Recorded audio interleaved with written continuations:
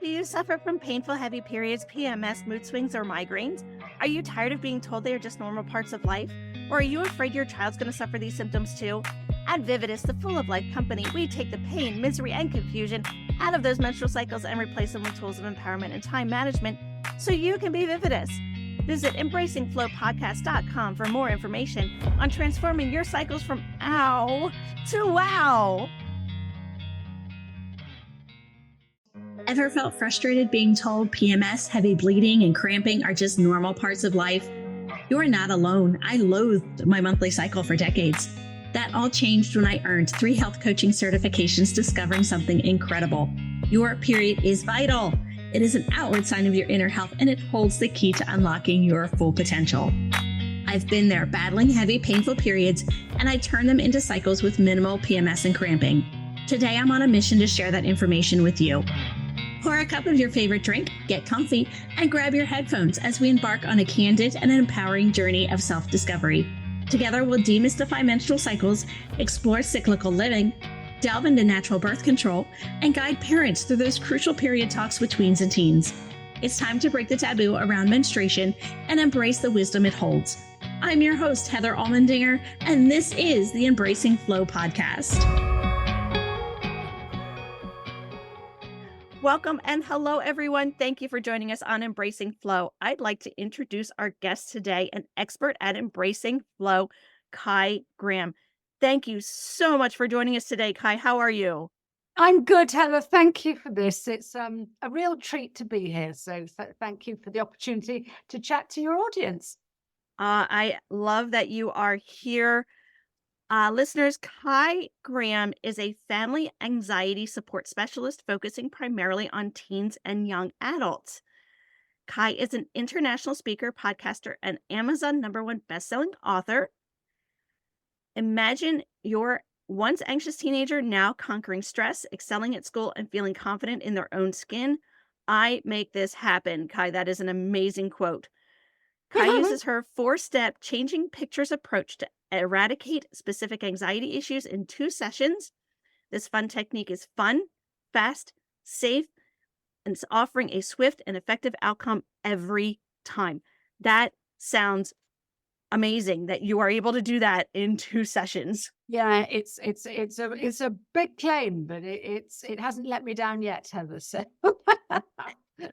if you find something that works, keep using it. Absolutely. Keep using it. You're quite right. Yeah. You briefly shared with me, well, even in your bio, it says you work with teens and anxiety. Yes. How did you get into this field? How did you get to where you're at? Yeah, the long and the short of it is that I'm a bit of a chameleon. I started off in my 20s. I worked in the City of London, sort of in the back end of the trading floor. And then I was a stay-at-home mum in my 30s. In my 40s, I was a wedding and portrait photographer. And in my 50s, I sort of ground to a halt. And my dad was diagnosed with terminal cancer. And after he died, I just couldn't get going again. I didn't know where I was going. And I became a life coach for women, helping them career moves, mastectomies, message abortions, you name it. But at the same time, I was volunteering for the UK's leading sort of child counselling service. It's called Childline over here. And I was speaking to kids on the phone and online chat and all that sort of stuff. And word got out. And so a lot of the mums were sort of going, listen, I know I need help, but will you sort my child out? Will you sort my child out? And my kids were teenagers at the time, so I couldn't really say no, could I? I knew what these mums were going through. I have first-hand experience. I've been in the trenches for now 30 years of parenting. And I know what it's like to have kids, especially one whose Jack has got ADHD and severe anxiety. So I know what it's like. So I sort of found myself rolling up my sleeves and helping these kids who were struggling. And I've sort of helped hundreds of young people through Childline, through my one-to-one work, through working at schools and prisons and you name it. And it just became really important to me to help them with their anxieties, which tends to show up in all sorts of shapes and forms. And it could be worrying about friendship issues. It could be worrying about getting the school bus because you were bullied. It could be self-harm. It could be eating disorders. So anxiety has got a lot to answer for. And what I'm finding more and more is the sooner we nip it in the bud, the better. So I am trying to help kids understand that they're not broken, that anxiety is an innate part of being a human. So actually, if we can help them get the strategies that they need that sadly aren't really often taught in schools, but if we can teach them sort of what they need to do to get over their hump, then they're not carrying this baggage around with them for decades after, like some of us adults have had to do. So yeah, so that's one of the reasons, it's or a whole host of reasons why I'm doing what I do. And I blimmin' love teenagers. So I think they're great. So if I can help them out, whoopee do. Yes. Yes, if I had a way of getting rid of a lot of the anxiety I had when I was a teenager, oh my goodness. The stuff Yeah, I've learned now on how to get rid of it as an adult that started as teenagers, I'm like, why was I yeah, living with this for so long? absolutely. What you mentioned a few of the things with bullying, with getting on the bus. What are some other, no, I don't want to say minor, but unusual ways teens may show anxiety for parents to be aware of if they Okay. see a change in their child? So I know sometimes behavior is an indication, um, outbursts and that sort of thing, but what are some other not so well known or even other ways of noticing that your child might be dealing with anxiety? Um, it's sort of the thing is that what's really tricky is for parents to sort of realize what's the difference between anxiety and my child just being a teenager, because a lot of these things are very similar in that they run to their room and don't communicate, or they sort of spend half their time on their phone with their headphones in and sort of shutting out everyone else at home. Change in sort of sleeping habits, changing eating patterns. I mean, some of these are very noticeable changes, but is it anxiety or is it just they're growing up and and so I think the thing is that you have to spot what is normal for your child. Sort of, I mentioned sort of eating disorders, and that doesn't necessarily have to be sort of, bulimia or anorexia. I sort of had one sort of mum who sort of said, "Well, I've never seen that, never heard of this before. Is this normal?" And her daughter went from being sort of totally a great eater to only eating white food. And a lot of, sort of, so this was, well, no, it's not in inverted commas, normal. Let's find out the reason why. What kicked this off? And it turned out to be a sort of this young girl felt as though she was sort of didn't know where she was heading, a bit of a lack of control, and the only thing she could control in her head was what she put in her mouth and what she was eating. So, there are sort of things like that. Um, but and the big things are self-harm and depression, which we all have the sort of the red flags for. But yeah, you're right. There are sort of unrecognized sort of issues. I think the thing is that um, we need to talk to our kids to find out what's going on. It could be dropping grades. It could be just the fact that they feel that their friendship group's changing and they don't know how to deal with it. It could be sort of their gender identity. I mean, to be honest, with anxiety, these things are usually, if they're left untapped, sort of pretty meaty. And so it's a matter of spotting with your child, has something small changed, like they now no longer love their favorite program and they don't want to sit in front of it with you? Well, is that a big deal or not? I mean, maybe they've just grown out of it, or is there something underlying? And I think the thing is that we need to be able to know who our kids are, but we need to be able to communicate with them in a way that doesn't look, which, you know, teenagers can't stand, that needy sort of, I know something's wrong, but please just, could you share it with me? Because I'm so worried about, because kids just, they don't want to hear that. No, not at So all. it's a matter of learning how to communicate with them the best way that we can, so that they know that we are there to support them. Yeah. That is so true, because my teenager, he's changed. And I know when I was a teenager, I kind of went up to my room, read books. Um, he's one, he goes upstairs, spends a lot of time in his room. But now he's starting to come back down. I can tell when he wants to talk. I can tell when he is just wants to be in the presence of somebody other than himself. Yes. Yeah. He started a new relationship, and he's one that it's very new. So he does not talk about it. I don't even know her name. I know where she lives Well, because I you're- picked her up or I picked him up from her house.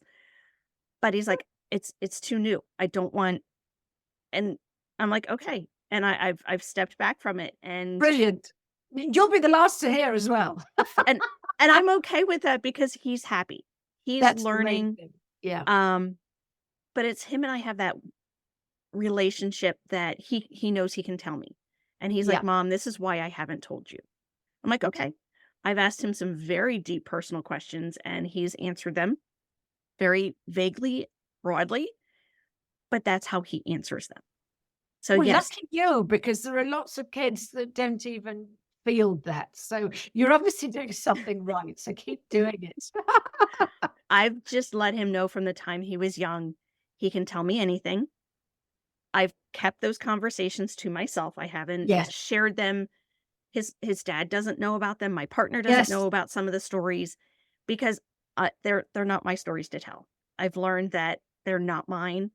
When he Yeah. wants them open, he will share them, and that has gone a long way towards building that trust with him. And Yeah. I'm doing the same thing with my younger son. And do you know what? That is the gold, because I think the thing is that, and I think for a lot of parents, my son was only diagnosed with ADHD. He was 28 at the time. So with ADHD in COVID. And I sort of didn't feel that I could say anything about it because it was his story to tell. And I sort of kept it quiet. Not from sort of close sort of family, but from a lot of friends and definitely social media. That was it. And just one day he sort of said to me, as we were sort of all sitting cheek by jowl at home, he went, "Do you mind?" Because I have a podcast, but it's on hold at the minute. But he said, "Do you mind if I do a podcast episode?" And I went, "Excuse me." And it was just, he was ready. And it was really quite interesting because he and I had this conversation on, sort of live on air that we had never had before. And it was like, well, okay, but it's just the way he wanted to do it. And he just wanted to sort of, he'd processed it all. And I think that was his way of doing it. Now, I certainly wouldn't recommend that for everyone else. It was his choice. But I think the thing is, you and your son sound that you've got a very sort of special relationship. Some people will be listening to this going, how the heck do you get them to speak to you? I mean, that's all I need to know. And that's hard. I've got an exercise if you want me to sort of discuss that, or we can come back to it later. But it's important to be able to communicate with our kids so that they have control of the conversation. I think that's the important thing. I'd love to share if you were open to sharing that exercise. I'd love to Sure. hear it, and I'm sure the listeners would as well. I call it 3 questions, and it's basically how to communicate with your uncommunicative teen. Heather, you don't need to listen to this. Go make a cup of tea, because it sounds you've got it sussed. But for those of us who have kids that just grunt and growl and aren't interested, at the first, and basically you have to share this exercise with your kids so that they know what the heck you're talking about. So they know how this dance is meant to happen. So the first question is, what's your number? And that's basically on a scale of 1 to 10, 1 being actually, to be honest, suicidal or very, very dark thought. to 10 being, oh no, I'm fine and dandy, leave me alone, I'm skipping through the tulips here. And you will gain, your child will be able to give you a benchmark of how they're feeling. Only do this exercise once a day. If you're asking them once an hour, it's like, oh gosh, real? So, they're not interested. But if you ask them once a day, so one day they could be a 5, and then the next day they could be a 7. So this is, oh my gosh, thank goodness they're on the up. They're doing okay. I can back off. The great thing about this is, A, we get an idea of where our child is. And the fantastic thing for the teenager is, oh my gosh, all I got to do is say a number and that shuts them up. And that's absolutely great. And that allows them, that gives you a lot of information with just one word. So that's cool. So what's your number? Just remember, if you've got more than one child, someone's 5 will be very different to someone else's 5. So, so a 5 for one person is that they're really struggling. And for others, it's, oh, no, this is really normal for me. So just bear that in mind. So that's your first question. Your first question is, what's your number? Your second question is, what's your word? And what we're looking for here is a describing word, how they're feeling. And to be brutally honest, most of the time you'll get angry or mad. And so it gets rather boring after a while. So you're allowed to go, oh, right, okay, well, you were angry yesterday. Is that the same angry as today? Oh, no. Yesterday I was angry because I got an F in math. Right, okay, so why are you angry today? Oh, well, my best mate he just really let me down and he sort of threw me under the bus. Oh, okay, so let's think of a different word. So maybe yesterday's was sort of shame or guilt or regret. Yeah, okay, whatever, embarrassment. Yeah, I did, realizing I should have done my revision or I should have handed, whatever. So that's a learning curve for the kids. And maybe today's angry was, well, let down or betrayed or whatever. So, and the great thing is that for our kids, this gives them labels and a better emotional sort of understanding of what's going on. So they are able to sort of name their feelings slightly better, because if they're all feeling mad the whole time, then it's sort of, it doesn't really help them either. But if they know that actually, no, my feelings today, I'm feeling betrayed, that's validated. That, that's so that gives them the emotional sort of intelligence that they're looking for. So what's your number? What's your word? Your third question. Now then, parents, this is the one you have to listen to. Do you want to talk? And 95% of the time you'll get no thanks, no way. And that's absolutely fine. What happens is you have to back off and you have to remember, right, well, I've got a number in a word, so that'll keep me quiet. And you just literally have to honor the fact that your child's not ready to talk. They might want to keep it a secret. They might not have a clue what's going on in their heads, and they need to process what's going on. So we need to, as we said earlier, we need to give our kids the control on the conversation, because they're young, independent adults and they're sort of trying to find their own way in the world. They don't want us to come in and bulldoze. So that's absolutely fine. There will be that 5% when they go, yeah, I think I need to talk. What we don't do is go, oh, I know, I knew there was something wrong. Sit down and tell me all about it, and set the nose to nose across the kitchen table, because they will run a mile, because it's, oh, no, hang on a minute, it's too much. So the next question is, great, I'm thrilled. Is now the right time? And they might go, no, give me half an hour and I'll think about what I need to say. Or it could be, yeah, I think so. And it could be, well, I tell you what, let's take the dog for a walk, or let's just put dinner on and help me with the lasagna. That way you're talking to your child without the Spanish Inquisition and the sort of, that needy sort of, oh, I just knew there was something wrong. It keeps everything, or go for a drive. The best conversations with your kids are when they're not sort of peering at you sort of, eye to eye. And that is how you get as much information as you possibly can out of your child using 3 questions. Which is, a lot of parents have said to me, oh my gosh, this is absolute gold. And the wonderful thing is, a bit like you also, they start coming downstairs a bit more, because they know they're not going to get the Spanish Inquisition. They know that their mom or dad or whoever is going to back off. So they're likely to come downstairs and sort of, watch Netflix with the dog, because they know that they're actually safe. And one mum sort of said to me, oh my gosh, we're having all sorts of conversations. This is great. I'm actually beginning to like my child again. I go, well, yeah, hallelujah. So it just allows the parents the stability of on a daily basis, just getting the check-in. But it also gives the kids the opportunity to sort of go, do you know what? I know they've got my back, but I'll speak to them when I'm ready. And that giving them that power is huge, because that sort of creates the mutual sort of respect and the collaboration that actually, to be honest, that's what you're looking for with teens now. We used to be able to boss them around when they were 4 and 5, but it doesn't work any longer when they become teenagers. So I always say you're moving from a managerial role into a mentoring role. And so when we can communicate with them more effectively, then that helps everyone, I think. Yeah, and I agree. Those car conversations are gold. Yes, Um, absolutely. I tran with my son being 16 and learning to drive, I am loving the idea of him being independent and spreading his wings and exploring the world. Yet I'm really going to miss the conversations him and I have because twice, 3 times a week, I Yeah. am driving him to his dad's house. Definitely twice a week, to his dad's house, which is a 35-minute drive. But then we have a 20-minute drive home at the end of the night because we meet halfway. And him and I sometimes talk on the way to his dad's house. Sometimes he's just too tired after school.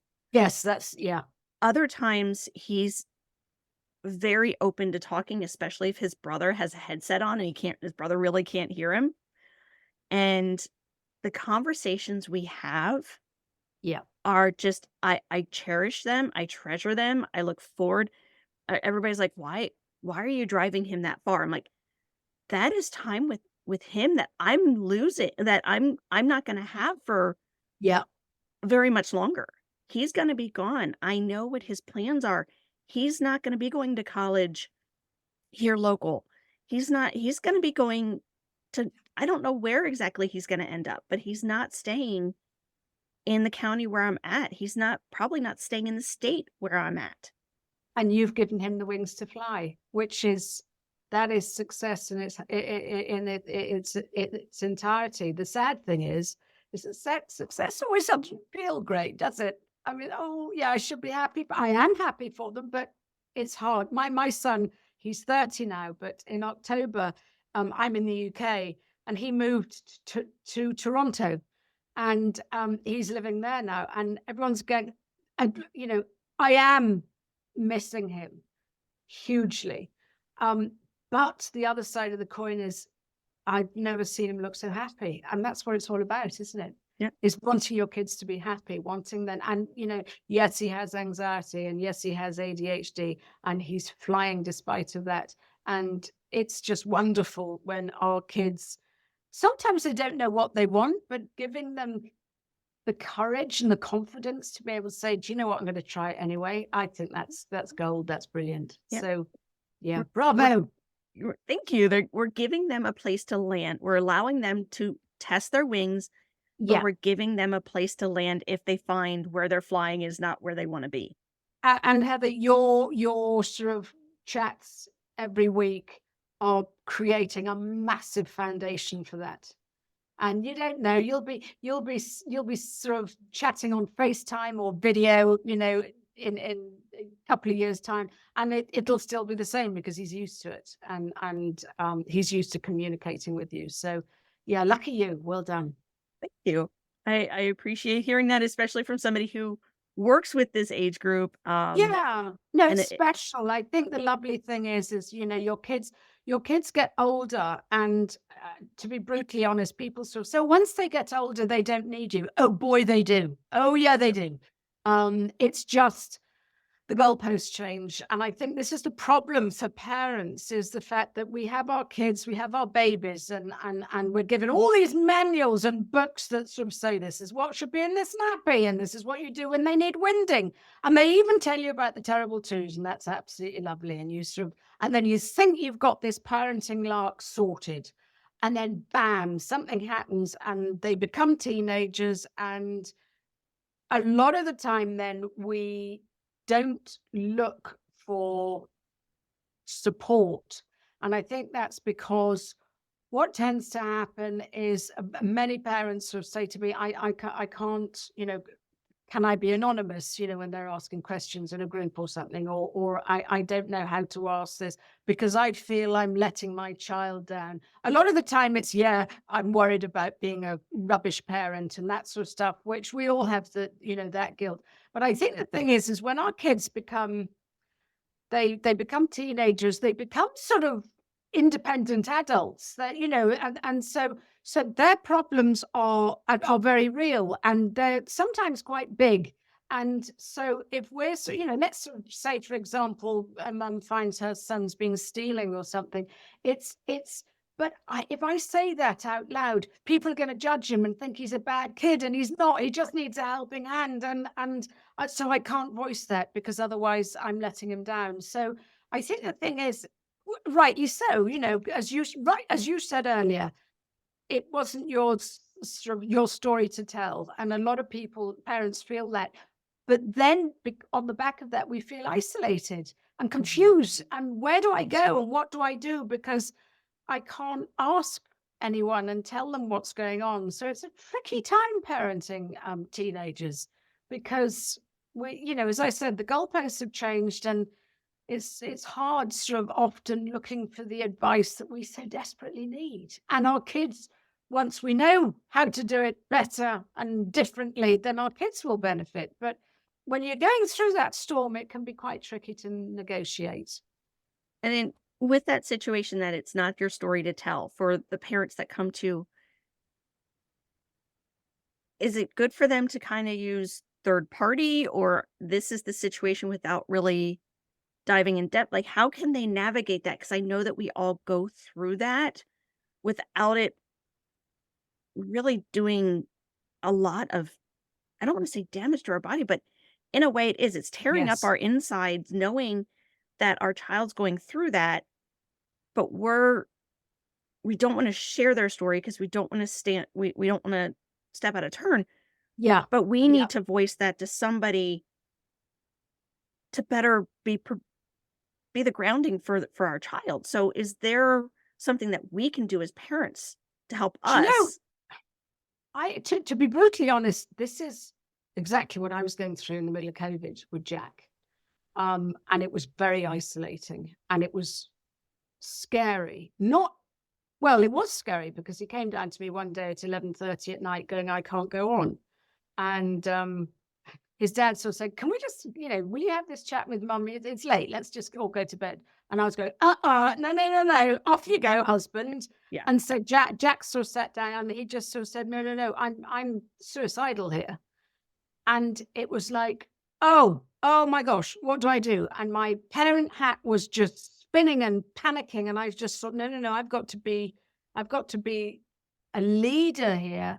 And I've got to be calm and rational and none of this, oh my gosh, you're terrifying me. I don't want, we've got to keep our own ego and our own emotions in check when the proverbial hits the fan.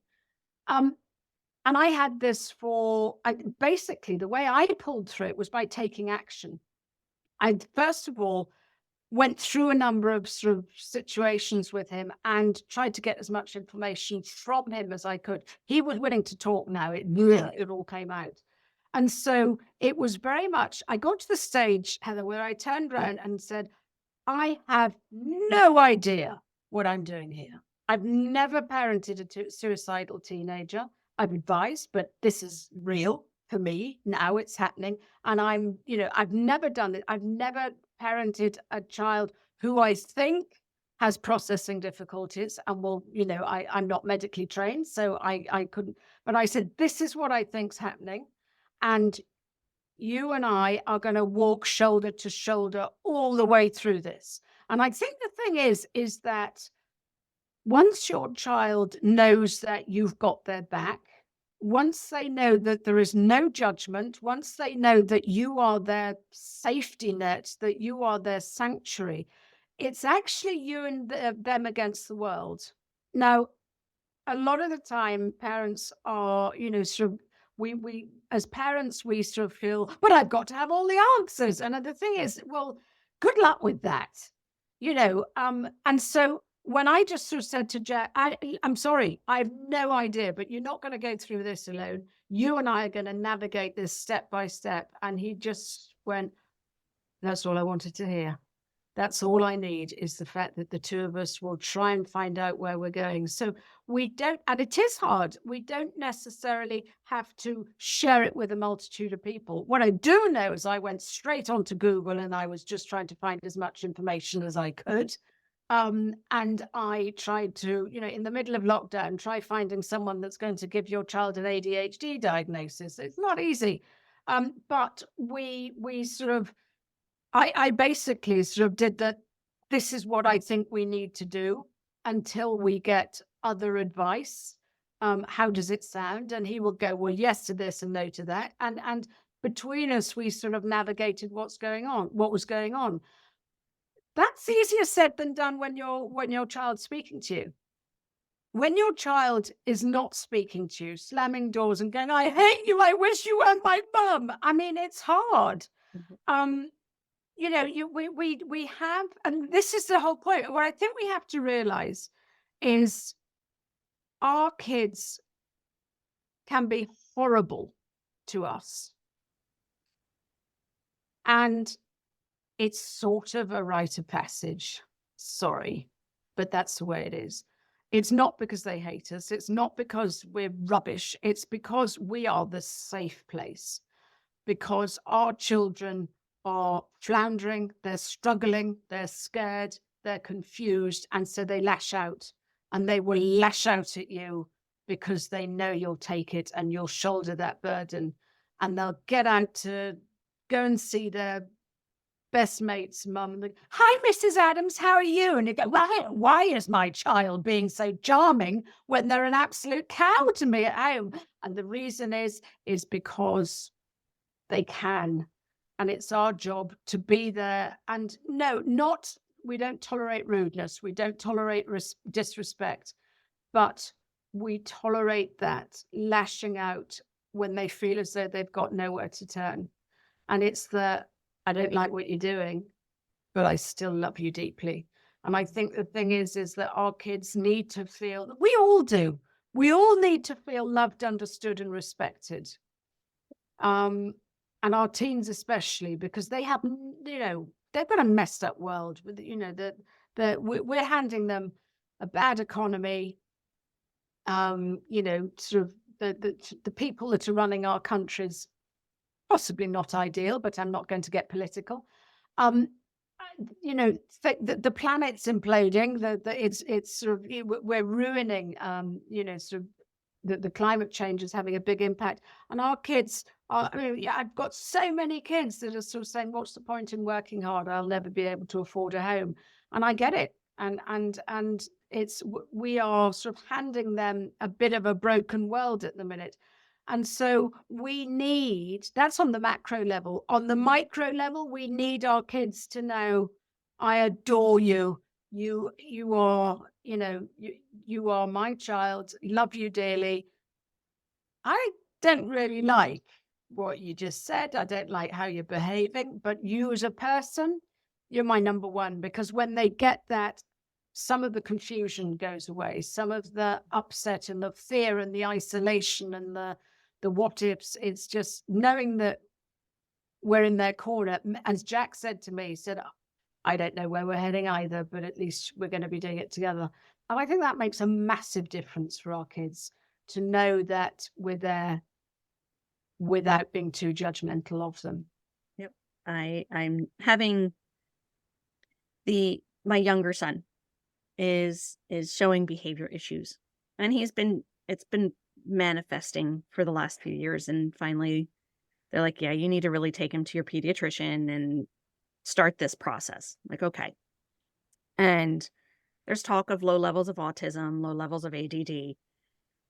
One thing I've noticed with him since really sitting down with his support staff at school, every morning before he gets on the bus, I let him know that I love him and that he is capable of doing amazing things. He is capable. It is in his power. Yeah. He gets smiley faces in different subjects. I said, it is in your power to get a smiley face in every single block, to get all smiley faces today. That is in your power. And I love you no matter how many smiley faces you have.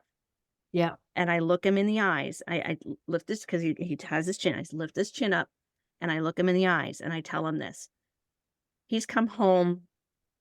It's only been a few weeks now. He's come home for the last few weeks almost every day with all smiley faces. Oh, wow. You It's see, they it's just need to hear made it, don't they? he needs to hear it, and I'm rearranging some of the things that I do. They had a 4-day weekend. I spent time with him doing things I don't necessarily like to do, but Yeah. he loves, and he's like, "That was the best day ever." And it Heather, was how playing a wonderful. video game. Yep. And I'm like, I am the only person in this house that does not play video games. I'm I with don't you. I and I'm like trying to figure out this controller, I'm like, but it made such a difference to him and helping him with his math. It made such a Yeah. difference. Just letting our kids know, even when they are behaving atrociously, letting them know you still love them, Yeah. um, makes a big difference because yes, they do lash out at us. I knew as soon as I got my first pregnancy test, I'm like, Heather, be prepared to hear, I hate you. Yeah. Mom, I hate you. Mom, just be prepared because it's going to come out. I did it to my mom as Yeah. a teen because I didn't know how to use my words to express my emotions, even as a teen. Yes. And I think I've not been going back to this 3 questions. I think that's what question number 2 does is it gives our kids the words to start verbalizing what's going on rather than stuff that's brewing.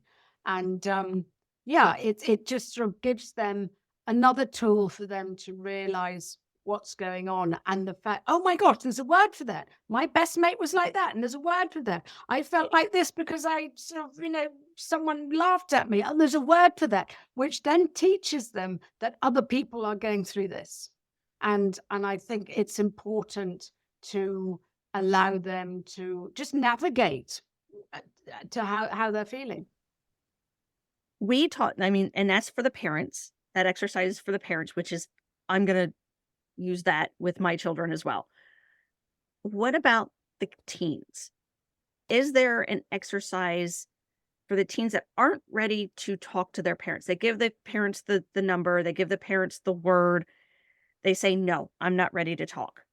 But they're dealing with stuff. Is there an exercise that they can do, or is there a resource that they can use to kind of figure out what's going on before they're ready to talk to their parents or open that door? Um, I would say the most valuable thing is for kids to grab a journal, grab a pen, and I mean that rather than the phone. There's something very physical about getting a pen and a piece of paper, and I call it morning pages. I'll tell you why I call it morning pages, because it's from the book The Artist's Way. What's her name? Someone MacDonald, can't remember. It's on my shelf. And she sort of introduced me to this, and it's basically a brain dump every day of just writing 3 pages of whatever stream of unconsciousness is coming out. And it could be, you sort of start off and so you've got your page and, well, I've no idea what I'm going to write here. This is really lame and it makes me really cross. But what happens is the confusion comes out of the head and onto the paper. And I do it every single day. I started doing it a while back, years ago. And it's amazing how you solve your own problems, because some people sort of say the answers are all within anyway. You've just got to be able to tap into them. You've just got to be able to find the space rather than sort of, get really cross with yourself. Now, some people might do this through running and other people might do it through art. But for me, when I sort of say to my young clients, just start writing. and you can write absolute rubbish. You can write in French, you can write in gobbledygook, you can write in emojis for all I care. But just start getting the chaos out of your head down on paper. They go, oh, well, I won't be able to do that. I said, well, just humor me. Just do it. And so, some kids come back going, oh my goodness, I was sort of 10 pages and I couldn't even stop. I went, yeah, well, there you are, you see. And what a lot of people, some kids get a journal and sort of keep it all in a journal. Other kids are going, well, I don't want this to be sort of, handed in to anyone. I don't want anyone to come across this. So burn it safely. Don't just, be careful with matches and lighters. But, destroy it, shove it through the shredder, shove it, however, destroy it if that's, but as long as it gets out of the head and onto the paper, there is something very sort of cathartic about just getting out all these words and that jumble. One sort of kid said to me, it used to feel like that there was a 6-lane motorway going on in my head, cars going all over the place on the highway. They said, when I started getting this stuff out, everything is like someone had put sort of, junctions in and traffic lights. Everything started slowing down and everything. I was able to get a bit more clarity. And so that's a great way, because what happens is sometimes, the third question, do you want to talk, is, yeah, but I don't even know where to start. And so you can, one kid sort of said, well, I just started writing and it was, I don't know what's going on in my head and it feels really bad, but I just want it to stop. And then they started, well, why do I want it to stop? And when does this happen? And it helps them just identify sort of, what's going on. So that will be journaling. It's not just for sort of, the dear diary. No, it's not. It's really useful to be able to get the rubbish out of your head, and you don't have to show it to anyone, or you can get rid of it. It's just, and it helps you get a little bit of space and bandwidth to understand sort of what's going on a bit. Yeah. And it's whatever's going around. So going on around you in your head. Yeah. You have a bird hit the window, a bird just hit the window. It's whatever's right there, funnel it right down onto the paper. Yeah. That is an amazing exercise. I've done it. I've gotten out of the habit of it. But when I'm going through some really anxious times, Yeah. sometimes the best ways, if I can't get out to walk because it is raining or it's too dark, it's Yeah. grabbing, either typing it, but writing it and Yeah. getting it down on paper. And if I choose to share it with the person, if I'm frustrated with somebody, if I choose to share it with them, okay. If I choose not to, that's okay too. And Yeah. I have some letters from about almost 6 years ago. And I look back and I'm like, yeah, that's how I was feeling. I Yeah. don't feel that way anymore. But yes, that's how I was feeling. And it allowed me to process those emotions Yes. and be able to express them in a way that wasn't frustrating to the person receiving. And I think the great thing about that is when you're writing for yourself, it doesn't matter how clunky it is. It doesn't matter how sort of, right or wrong or eloquent it sounds. It's just raw. It just comes straight out. I mean, the amount of times I've sort of, I've been annoyed at someone or felt that I'd been, sort of unjustly treated or whatever, and started writing it out. And then actually you sort of look at it and you go, wow, I can see that point of view now. All right. So it's not just them, it's me as well. Okay. And so it actually shines a light on yourself. And the nice thing about that is you haven't actually suffered the embarrassment of having to admit anything.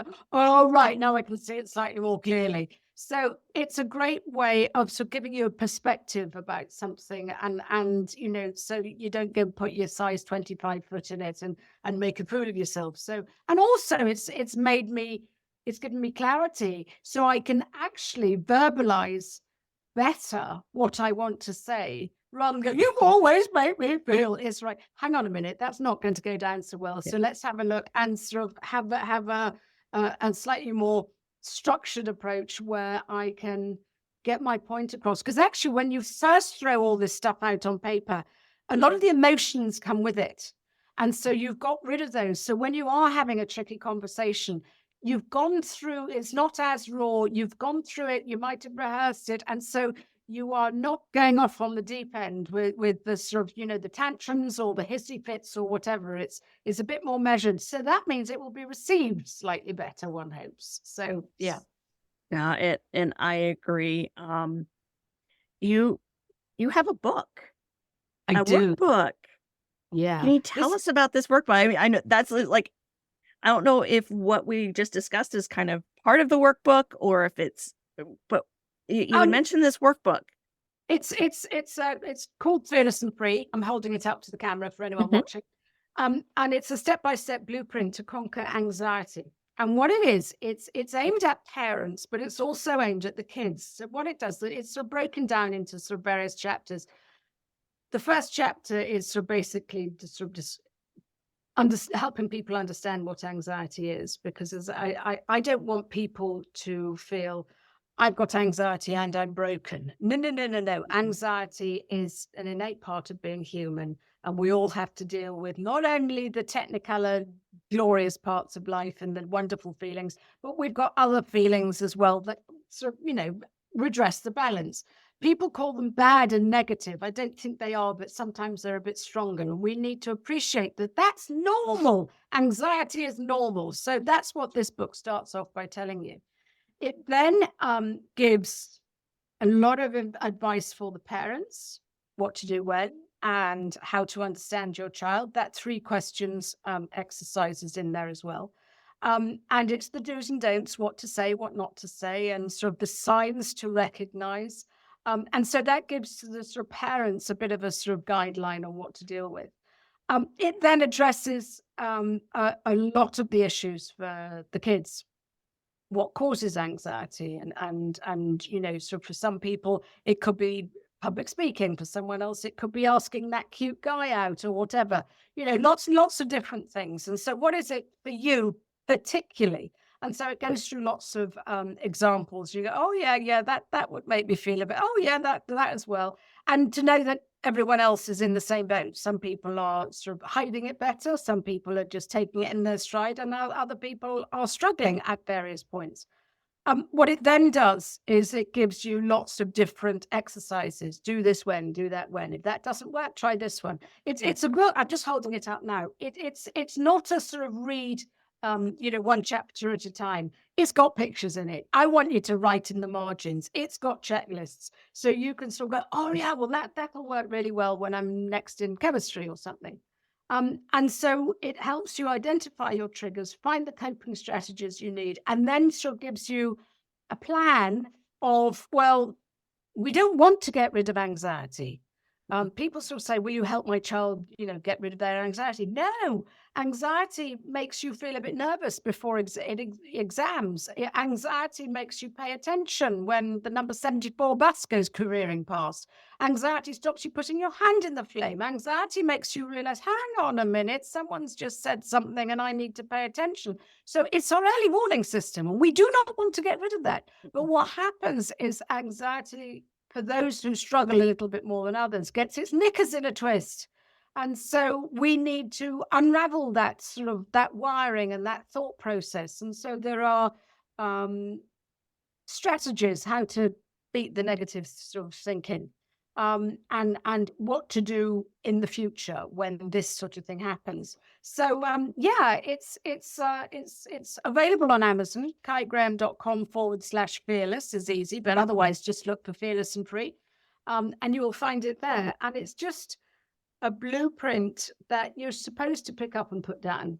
And you might leave it for 2 weeks, and then journaling's in there and sort of, that sort of stuff, breathing exercises. And it's just a practical way of helping you navigate what anxiety sometimes throws up. And it throws a spanner in the works, and it allows us just to understand how to deal with it a bit better. I love the idea. I love that book. I love how you described it. Let me get it for myself. So that Thank you. just because I do have it in different aspects. As an entrepreneur, you have anxiety. I think we all do. It's just it's how we recognize it and how we deal with it. Exactly. It's how to best accept the fact that it's there address it, Yes, and how's our best course of action to navigate during that time. Um, absolutely. like you said, it's not about getting rid of it because it's good to No. have, but what's causing it? Yeah. Because there's many different things that bring about anxiety, as you had mentioned. Yes. So just figuring out, okay, where is this kind of coming from? And I think the thing is, as I said, it's an early warning system. And if we ignore it, it snowballs and it gets bigger and it goes, you're not listening. Come on. And so the physical symptoms, the emotional symptoms, the chaos, it just gets bigger until we stop and listen and do something about it. So yeah. Yeah. Um, so there's the workbook. Is there anything else that you do with teens or parents? Are there any programs or anything that you have? I am, I would love to speak to anyone one-to-one at the caigraham.com/call is have a call with me and I can sort of help you out and see if I can best support you. I'm developing a program at the minute called Changing Pictures, which we sort of touched on in the bio, which is where I support kids specifically, but also this system works for anyone, which is a process that sorts a specific anxiety or issue that we're trying to deal with in one session, 2 sessions at the most. So it's so if you want to get in contact through my website, you can sort of get hold of me that way. Um, it's I'm just developing it at the minute, but it will. I think by Easter it should be a sort of an online masterclass. You know, it's designed to be an online course that will probably take sort of 3 or 4 hours just to go through, so someone can just go, right, okay, that is, you know, to address a specific anxiety that's going on. That sounds wonderful. I look forward to hear of that launch and that release. Thank you. Before we go, do you have any wise words of wisdom for us to take with us?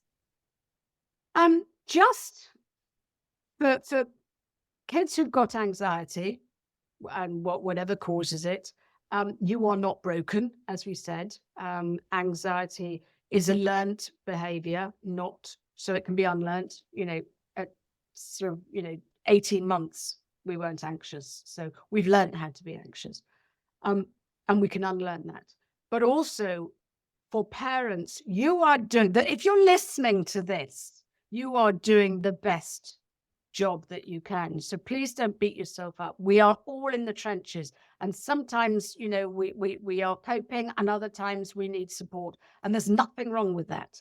And I think the very fact that you're listening to this sort of podcast shows that you care, shows that you want to make a difference. And I would pat yourself on the back and say, bravo. Most parents are learning by the trip and fall method. As I said, when Jack was sort of struggling, I was going, I have no idea what I'm doing here, but we learn and we get through it. And I think we deserve a medal for doing so. So keep going, Mama, because you're doing well. Thank you so much, Kai, for taking us on this enlightening journey into anxiety, how to help our children, how to help ourselves, what we can do. This has been absolutely amazing. I loved having you on. Thank you, Heather. I've loved being here, and I really appreciate being able to chat to your audience. All of the links that Kai had mentioned can be found in the show notes. So thank you, listeners, for spending your time with us today. If you found a nugget of wisdom or a moment of empowerment, my mission is accomplished. Do you know someone that could use the information shared in Embracing Flow? Please share the podcast with them. So until next time, my friends, love hard, laugh often, and as always, be vividus. See you soon. Thank you so much for joining us today on Embracing Flow. If you enjoyed this episode, please follow the show, submit a rating and review, and share it with your friends. Visit my website to receive your free PDF on 4 ways to decrease PMS. The link is in the show notes. Until next time, love hard, laugh often, and as always, be vividus.